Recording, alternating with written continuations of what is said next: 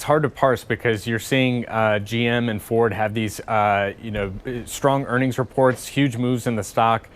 President Trump is taking victory laps over this on Truth Social, and yet this morning our colleague David Welch in Detroit had the scoop that GM is laying off hundreds of workers. So you have this situation where, as you say, the amount of sales these companies are pulling off with full-size SUVs, the Ford Expeditions, the Chevy Tahoes, those sorts of vehicles are really hot, and in some cases, as good as these companies have seen in something on the order of 2 decades, and yet also with that, real cost issues in terms of tariffs. I think maybe not the worst case scenario that they were concerned about months ago, but absolutely those were still headwinds. I think there is a concerted effort on the part of these two companies, however, to sort of really thank Trump for these sort of incremental bits of relief that he's taken off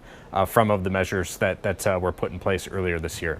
Is that part of it done? Is that part of the story over, or are they still working to kind of continue to whittle away at some of the costs imposed by the president's policies?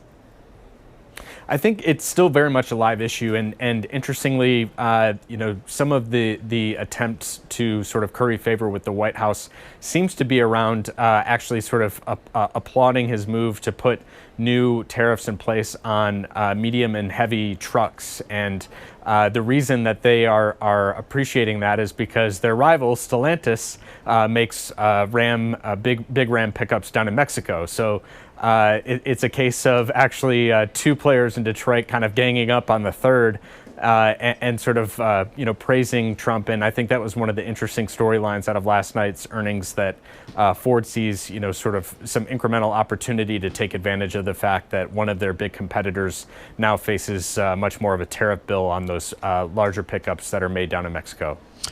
Craig, reading between the lines from the GM release and then the Ford results, it feels like these companies are stepping back on the margin from EVs and EV investments, and that seems to be one of the things that the street is applauding here. How do you read it? Yeah, I think it's a little different across these two companies, where you have GM is much further along, I would say, in standing up battery capacity, standing up EV capacity as well. So they, I would say, on the other hand, have kind of on one hand have more EV potential and more battery potential to work with, and haven't quite sort of cut to the bone in terms of what they have to offer. And yet I would say it's also been the case that it's fair to look at sort of what they've managed in terms of how many EVs they're selling, and fair to say that it's been a real disappointment.